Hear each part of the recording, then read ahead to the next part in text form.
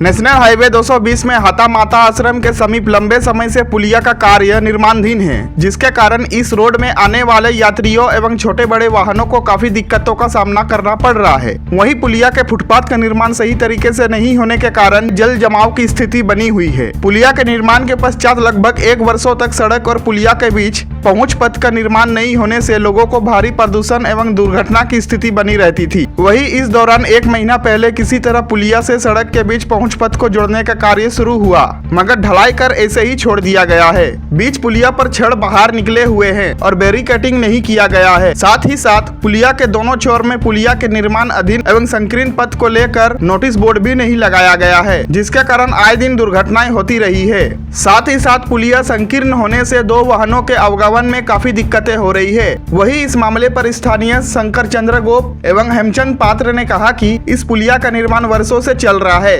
इस निर्माणाधीन पुलिया का पहुंच पथ जल्द से जल्द निर्माण होना चाहिए, ताकि लोग दुर्घटना का शिकार ना हो और यात्रा सही तरीके से पूर्ण हो। साथ ही साथ वाहनों के आवागमन में दिक्कत ना हो, वही मांग की गई है कि जल्द से जल्द पुलिया और सड़क के साथ पूर्ण रूप से जोड़ा जाए, ताकि लोगों के आवागमन में सहूलियत हो।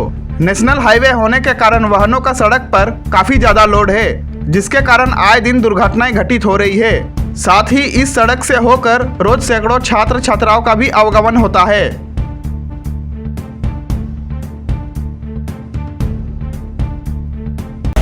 ये चाईबासा से NH 220 भया हता होके अपना तिलिंगट तक कुछ दिन पहले बाबाजी आश्रम के सामने जो पुलिया था वो लगभग 1.5-2 वर्ष से इस तरह से इस स्थिति में थी कि कई एक्सीडेंट हो चुका है।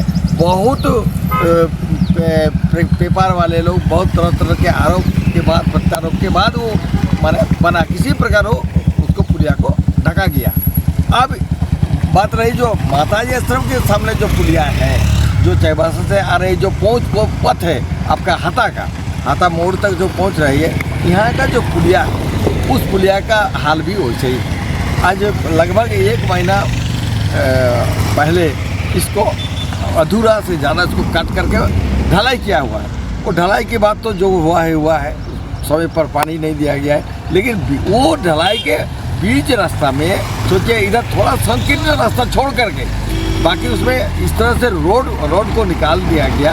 ऐसा निकाला हुआ है कि किसी भी समय गाड़ी वालों को, बाइक वालों को या साइकिल वाले को किसी को भी यहाँ कोई दुर्घटना घट सकता है उस रोड के इस तरह से रोड बना। देखिए इस तरह से 2 गाड़ी जब निकल जाती है वास्तव में इस तरह से वह ना साइकिल वाला ना कोई रास्ते वाला राहगीर या ना कोई बाइक वाला वहाँ जा पाती है। या किसी भी समय इस स्थिति में माने दुर्घटना घट सकती है। लेकिन अफसोस कि यहाँ महीना पार हो गया लगभग, लेकिन अभी तो पुनर्वार इसको पूरा करने का माने कोई इन लोगों का प्रयास नहीं देख रहे हैं। अर्थात यहाँ किसी प्रकार की कोई मॉनिटरिंग नहीं होता है, यहाँ कोई देखभाल नहीं होता है, कैसे काम हो रहा है, क्या हो रहा है। इतना एक समय अवधि जो होना चाहिए इन लोगों का इतना मनमानी है। ये मनमानी के चलते यहाँ पब्लिक हमारे बहुत नाराज़ है निर्माण विभाग से। इसको जल्द से जल्द इसको पूरा किया जाए ताकि आम जन दुर्घटना से बचे, कोई एक्सीडेंट से बचे। यही मेरा अनुरोध है। और ये मनमानी जो इसको भी ठेकेदार को भी देखा जाए कि ऐसा ठेकेदार को कौन इस तरह के मान्यता दिया जाता है या इन लोगों को ये दिया जाता है कि ये लोग काम पूरा करने के लिए। ये भी गलत है। ठेकेदार को भी देखना चाहिए भाई कौन सा ठेकेदार से कौन सा काम होना चाहिए। ये राष्ट्रीय राजस्व है, राष्ट्रीय धन है, उस धन को बर्बाद नहीं होना चाहिए। इसीलिए कृपया इसको ध्यान दिया जाए। हमने ये कल रात को एक बड़ा एक्सीडेंट होते होते ये बच गया। ये वहाँ तक पहुँच गया था, लेकिन अंत तक वो समझा, इसीलिए गाड़ी को ब्रेक किया।